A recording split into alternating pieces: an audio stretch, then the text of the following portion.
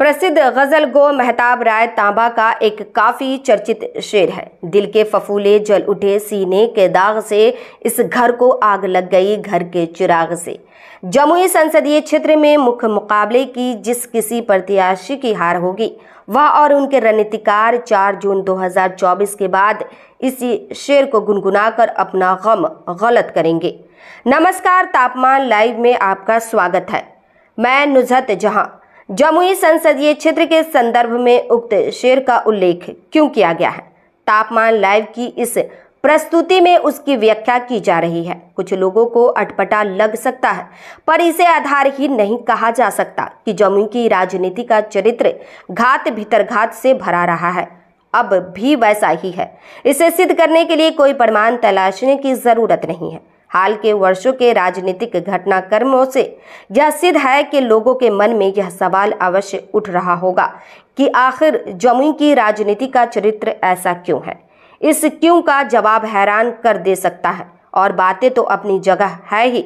विश्लेषकों के मुताबिक किसी भी सूरत में जिले में तीसरी राजनीतिक ताकत उभरने नहीं देना इसके मूल में है। इसको इस रूप में समझिए। जमुई जिले की सत्ता और सियासत पर तकरीबन 35 वर्षों से 2 राजनीतिक घराना काबिज है। एक घराना पूर्व मंत्री नरेंद्र सिंह का है, तो दूसरा पूर्व सांसद जयप्रकाश नारायण यादव का। नरेंद्र सिंह के घराने में उनके 2 पुत्र पूर्व विधायक अजय प्रताप सिंह और विज्ञान एवं प्रौद्योगिकी मंत्री सुमित कुमार सिंह हैं। जयप्रकाश नारायण यादव के घराने में उनकी पुत्री दिव्य प्रकाश, भाई पूर्व मंत्री विजय प्रकाश यादव, भाभी विनीता प्रकाश है। सामान्य समझ है कि प्रभुत्व बनाए रखने के लिए नरेंद्र सिंह का घराना एनडीए में तीसरी ताकत नहीं उभरने देता है, तो जयप्रकाश नारायण यादव का घराना महागठबंधन विशेषकर राजद में, उदाहरण के तौर पर चिराग पासवान को देखा जा सकता है। इसमें 2 मत नहीं कि चिराग पासवान अपने कारणों से जमुई की राजनीति में तीसरी बड़ी ताकत के तौर पर स्थापित नहीं हो पाए। उन्हें स्थापित नहीं होने देने में नरेंद्र सिंह के घराने की भी प्रत्यक्ष अप्रत्यक्ष भूमिका रही है। हालांकि राजनीति के लिए यह कोई चौंकाने वाली बात नहीं है। अपना प्रभुत्व कोई क्यों ढहने देना चाहेगा? जमुई संसदीय क्षेत्र में इस बार चिराग पासवान के बहनोई अरुण भारती एनडीए से लोजपा आर के उम्मीदवार हैं। ऊपर से जो दिखा हो, चुनाव अभियान पर गहन नजर रखने वालों के मुताबिक एनडीए में जमे चिराग पासवान के विरोधियों ने घात भीतर घात खूब किया। असर क्या और कितना पड़ा, यह परिणाम बताएगा। जहां तक महागठबंधन की बात है, तो राजद के लोग ही चर्चा करते हैं कि जयप्रकाश नारायण यादव और उनके भाई विजय प्रकाश यादव राजद में वैसे किसी भी 100 जातीय नेता का पांव नहीं जमने देते हैं, जिसकी पहुंच राजद सुप्रीमो लालू प्रसाद के दरबार तक होती है। यह पहुंच कायम होने की संभावना दिखती है। लोग इसके एक नहीं अनेक उदाहरण गिनाते हैं। ऐसे लोगों का मानना है कि उसी मानसिकता के तहत संसदीय चुनाव में राजद प्रत्याशी अर्चना रविदास के साथ राजनीतिक हो गई। तेजस्वी प्रसाद यादव की चुनावी सभा में चिराग पासवान को गंदी गंदी गाली दिलाई गई।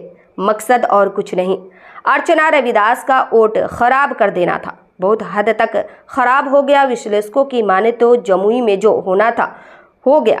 इसका दोहरा असर अब बांका संसदीय क्षेत्र में जयप्रकाश नारायण यादव की चुनावी सेहत पर पड़ सकता है।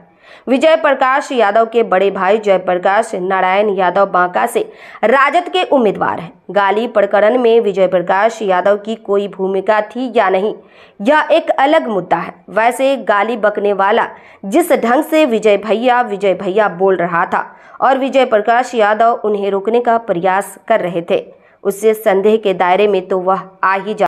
इसी समझ के तहत पासवान बिरादरी के लोग गाली का गुस्सा तो उतारेंगे ही। रविदास समाज के लोग भी जमुई का हिसाब बांका में बराबर कर सकते हैं। अब सवाल है कि अर्चना रविदास के साथ ऐसी राजनीति क्यों की गई? इस क्यों का जवाब सहज व सरल जवाब है। वह है सांसद बन जाने पर जमुई में बड़ी राजनीतिक ताकत के रूप में उभर जाना। कथित तौर पर अर्चना रविदास के खिलाफ राजनीति करने वालों की ऐसी आशंका आधारहीन नहीं है, उसमें काफी दम है। अर्चना रविदास का खुद का प्रभाव तो है ही। मुंगेर निवासी उनके पति अविनाश कुमार विद्यार्थी उर्फ मुकेश यादव की भी राजद में अच्छी हैसियत है। लोग बताते हैं कि राजद के अघोषित सुप्रीमो तेजस्वी प्रसाद यादव से उनकी निकटता भी है। ऐसे में अर्चना रविदास जमुई से सांसद निर्वाचित हो जाती तो स्वाभाविक रूप से राजद की स्थानीय राजनीति में उनका और उनके पति अविनाश कुमार विद्यार्थी उर्फ मुकेश यादव का सिक्का जम जाएगा। सामान्य समझ की बात है कि राजद की राजनीति पर पहले से काबिज ताकत को कदापि बर्दाश्त नहीं होगा। तेजस्वी प्रसाद यादव की चुनावी सभा में चिराग पासवान को गाली बकने के मामले को इस नजरिए से भी देखा जा रहा है। सच क्या है यह जांच के बाद ही पता चल पाएगा। आगे देखिए होता है क्या। इस प्रस्तुति में बस इतना ही, फिर मिलते हैं ऐसी ही दूसरी किसी खास खबर के साथ।